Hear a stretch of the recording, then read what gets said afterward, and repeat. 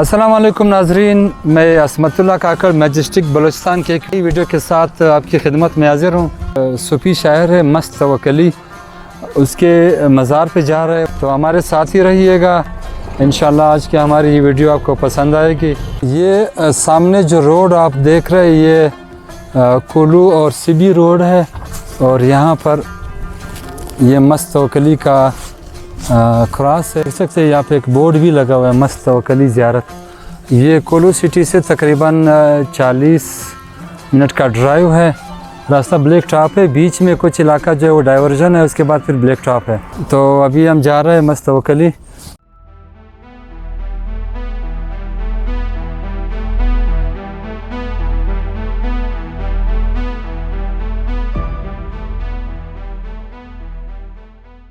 ये पीछे आप देख सकते हैं ये तहसील तंबू, ये मेन रोड जा रहा है। ये जहाँ से हमने क्रॉस आपको दिखाया, तो सीधा अभी जाएंगे कच्चा, फिर आगे जो है ना मस्त तवक्कली। यहाँ से 5 किलोमीटर का फासला है। ये हाथ से बुना हुआ रस्सी है, पीच कहते हैं मुकामी ज़ुबान में। जब गीला होता है यानी ताज़ा इसको काटते हैं, फिर लाते हैं यहाँ पर, और इससे फिर ये रस्सी बनाते हैं। अच्छा, ये रस्सी जब बना लेते हैं फिर इसको छीलक कहते हैं। पूरा पिकअप जो है ये लदा हुआ ये छीलक से या जो पीच है उसके रस्सी से। चाचा क्या हाल है? ठीक ठाक हो? खैरियत से हो? उर्दू बोल सकते हो? पीछे होते हैं बुढ़े चे थई चीलक और पीछे चित्तर थई चटाई बनता है इससे। अच्छा, इससे ये रस्सी पीस जो है इससे रस्सी भी बनती है और चटाई भी इससे बनाते हैं यहाँ पर। तो ये आप अभी कहाँ पे ले जा रहे हैं? वो बरगद थे रखनी ले। अच्छा, इसको अभी रखनी लेके जाएंगे, वहाँ पे ये मार्केट में फ़रोख्त करेंगे। तो अपने बाल बच्चों का गुजर बसर इस इलाके का जो है इस चीज़ से है। और एक मालदारी है, मालदारी से है। यहाँ पर पानी कारा है और ज़ेर ज़मीन पानी बहुत कम है, तो यहाँ के लोगों का ज़रिया माश जो है वो ज़रिया आमदन ये पीच, इसकी चटाई या ये रस्सी और या भेड़ बकरियाँ पालना है। बहुत बहुत मेहरबानी। अच्छा, यहाँ पर एक वो पड़ा हुआ है चटाई, इससे बनी हुई है। ये चटाई आपको दिखा लेते हैं। हमें जनरल स्टोर नज़र आई है, आप बोर्ड देख सकते हैं ये। और ये वो चटाई है जो ये पीस से बनाते हैं। ये सारे यहाँ पे हुनरमंद जो लोग ये घरों में ख़ुद बनाते हैं, औरतें यहाँ की औरतें भी बना लेते हैं, जो बूढ़े जो लोग होते हैं वो भी बना लेते हैं। रास्ते के मुतालिक आपको आगाह कर दूँ, लास्ट पोर्शन है वो इंतहाई ख़राब है, यानी पत्थर है, बिल्कुल रोड कच्चा है, ऑफ रोड है, ब्लैक टॉप नहीं है। पत्थर आप देख रहे गोल गोल पत्थर, ये भी इसकी खासियत है कि जो काक है वो इस पत्थर के ऊपर बनाते हैं, गोल पत्थर। कोशिश करते हैं काक भी आपको दिखा दे कि काक किस तरह बनता है।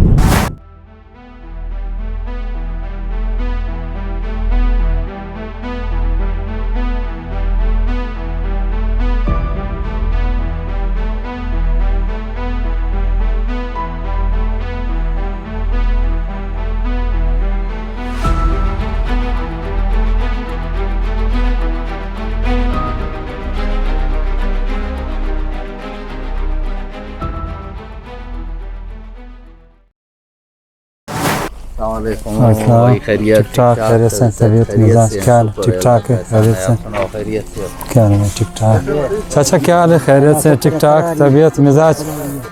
अच्छा, ये अभी मस्त तवक्कली के मज़ार पर हम पहुंच गए हैं। और मस्त तवक्कली के मुतालिक यहाँ पर ये कहा जाता है कि मस्त तवक्कली 1828 में पैदा हुए और 1895 में वफ़ात पा गए। मस्त तवक्कली माणकबंद काहान में लाल खां के यहाँ पैदा हुए।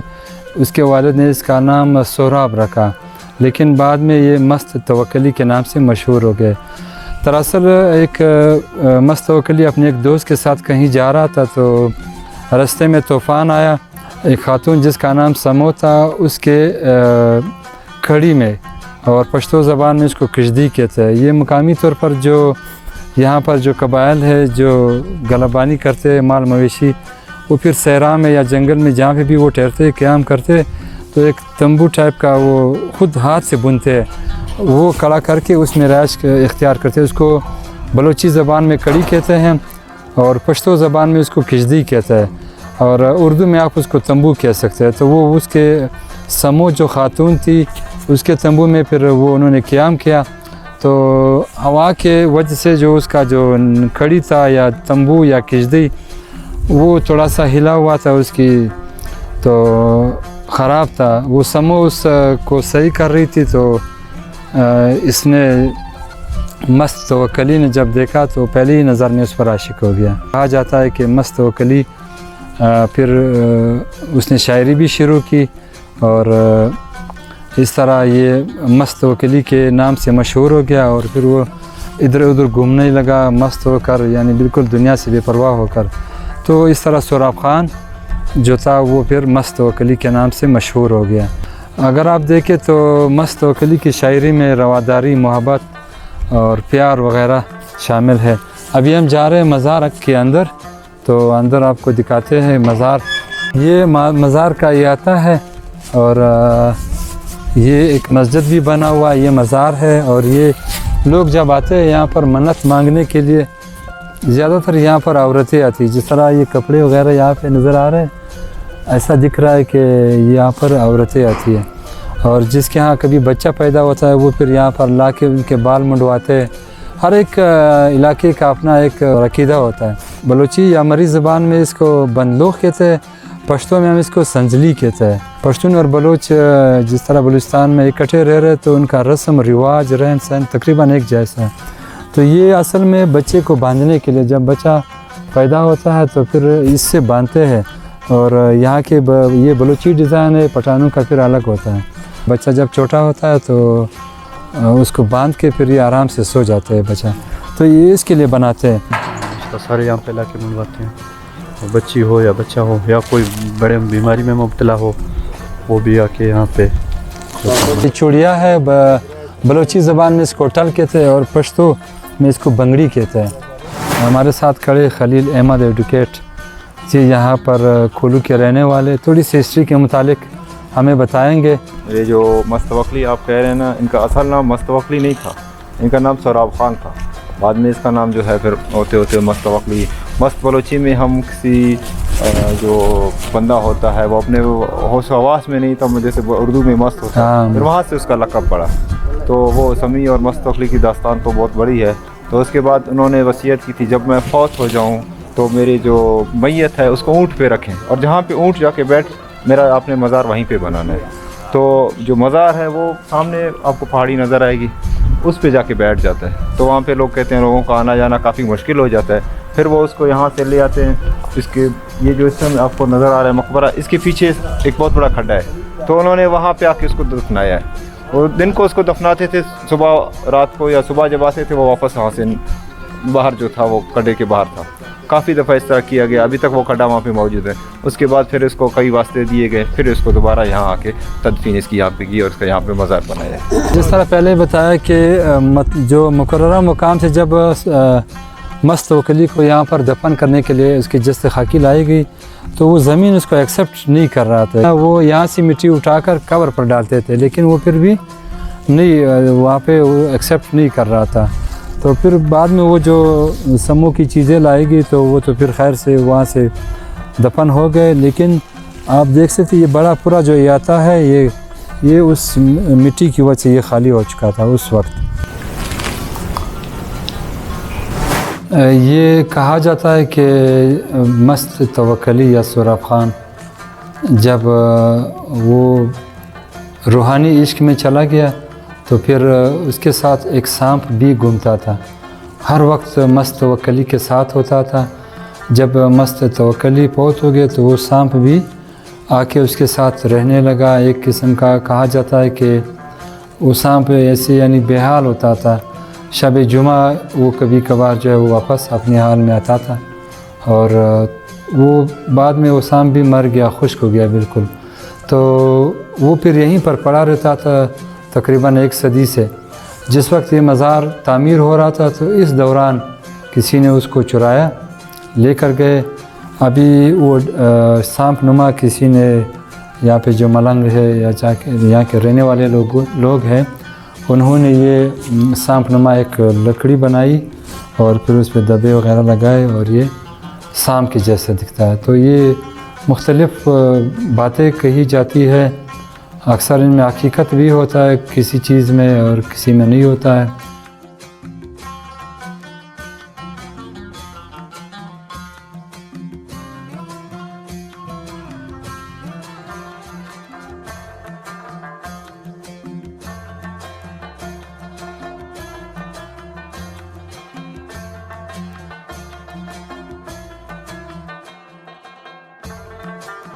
دلته په پښتو یو د رحمان بابا چې د پښتنو یو ډېر غټ صوفي شاعر تر شوی دی، د هغه یو شعر لیکل شوی دی چې په یو قدم تر عرش پورې رسی ما لیدلی دی رفتار د درویشانو۔ مطلب یہ ہے کہ جو صوفی کے متعلق یا صوفیزم کے متعلق ایک شعر رحمان بابا کا، اس کا ترجمہ اس طرح ہے کہ جو کہ ایک قدم سے عرش تک پہنچ جاتے ہیں، میں نے دیکھا ہے رفتار ان درویشوں کی۔ تو جس طرح مست توکلی ایک درویش شاعر گزرے ہیں، صوفی تھے، بالکل اسی طرح رحمان بابا سندھ میں بلے شاہ اور شاہ عبداللطیف یہ قابل ذکر صوفی شعراء ہے۔ اگر آپ دیکھیں بلوچی ثقافت میں اور بلوچی ادب میں مست توکلی کی شاعری کا بہت ذکر ملتا ہے۔ پاکستان کے جو ٹاپ یونیورسٹیز ہے جہاں پر ادب پڑھایا جاتا ہے اس میں مست توکلی کا کلام اور ادب بھی شامل ہے۔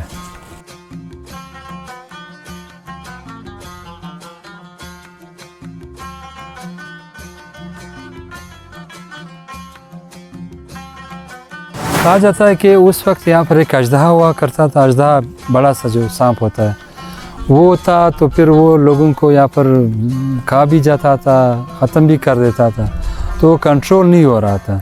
تو پھر مست توکلی نے اپنی کرامات سے اس کو ایک یہاں پر ایک پہاڑ ہے جس کو کوہ ٹکیل کہتے، تو پھر مست توکلی نے اس اژدہے کو قابو کیا اور کوہ ٹکیل میں بند کر دیا۔ ابھی آپ کو لنگر خانہ دکھاتے ہیں، یہاں پر جو لوگ آتے ہیں جن کا اپنا بندوبست نہیں ہوتا ہے کھانے کا، تو لنگر یہاں پر سارا سال چلتا رہتا ہے۔ تو جس طرح صوفیہ کرام کے مزاروں پہ لنگر چلتے ہیں تو جو مخیر حضرات ہیں وہ یہاں پر خیرات دیتے ہیں، لنگر کے لیے انتظام کرتے ہیں آٹے وغیرہ۔ تو ابھی آپ کو لنگر خانہ بھی دکھاتے ہیں۔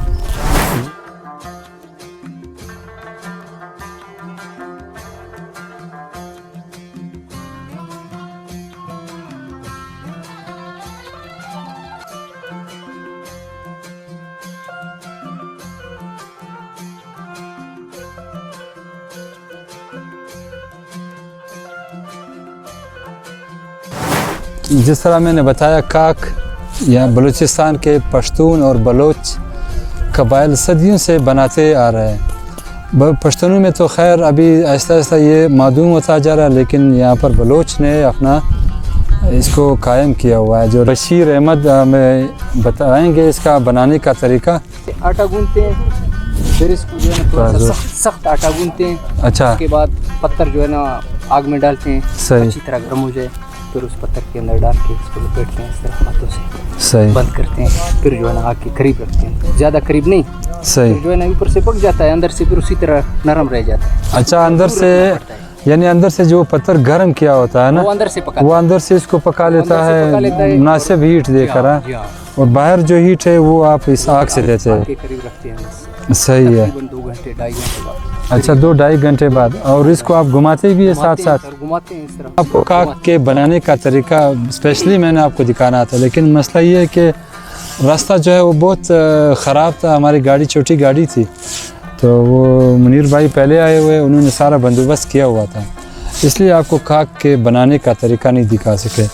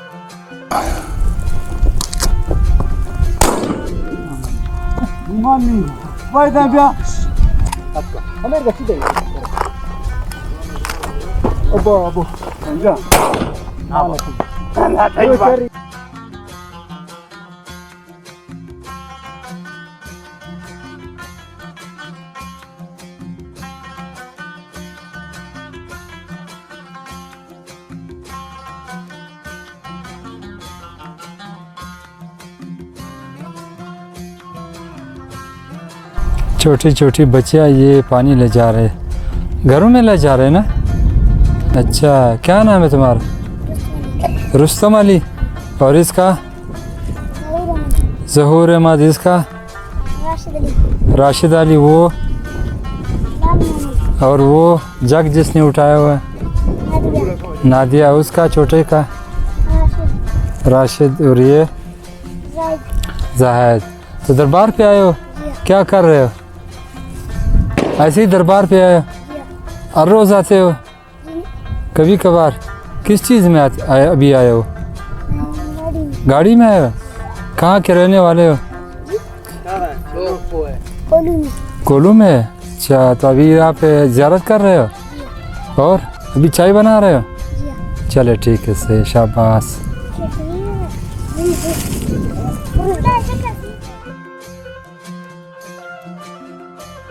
पहले जो लोग दरबार की ज़ियारत करने आते थे तो फिर इस कमरे में ठहरते थे। अभी तो आहिस्ता आहिस्ता इन्होंने चेंज कर दिया और नए कमरे बनाए हुए हैं। तो ये वो पुराना वाला कमरा है जो कदीम पत्थर से बनाया हुआ है पूरा।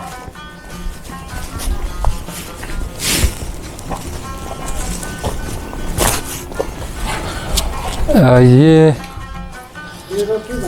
अभी लंगर खाने में हम दाखिल हो रहे हैं और यहाँ पर दरबार का जो मखसूस। अस्सलाम वालेकुम बाबा, क्या हाल है? ठीक ठाक। जवान भी बहुत ज़्यादा है तो मेरे आंखों में जो है ना पानी आया। ये तवे है, 3 तवे, वहाँ से हवा का सर्कुलेशन हो रहा है और ये रोटी बन रही है यहाँ पर। ये लंगर का रोटी है, बहुत मोटा भी है लेकिन बहुत ही लजीज। बावल चाचा है, वो तकरीबन यहाँ पर 20 साल से इस लंगर पर काम कर रहे हैं और लंगर से जो इनको 10,000 रुपये तनख्वाह मिलती है। ये रोटी अभी ये बना रहे हैं।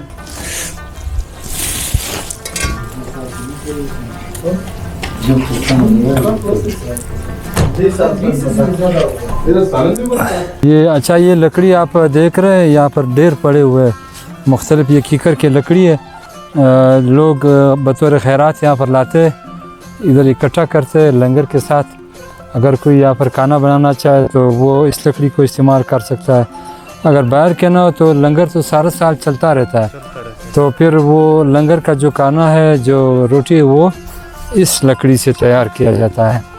और ये वो भट्टी है, चूल्हा है जिसको अंदर से जहाँ पे अभी रोटी बन रही थी, तो लकड़ी अक्सर गीला भी है लेकिन इस तरफ से चूँकि हवा का बहुत ज़्यादा सर्कुलेशन होता है, हवा के सर्कुलेशन की वजह से ये लकड़ी जलता है। तो लंगर का रोटी है, अभी अभी ताज़ा बनी हुई। इसका वज़न कम से कम जो है ना बाज़ार के रोटी से 4-5 गुना जो है ज़्यादा है, लेकिन ये सारा पका हुआ है और जायके में लाजवाब है।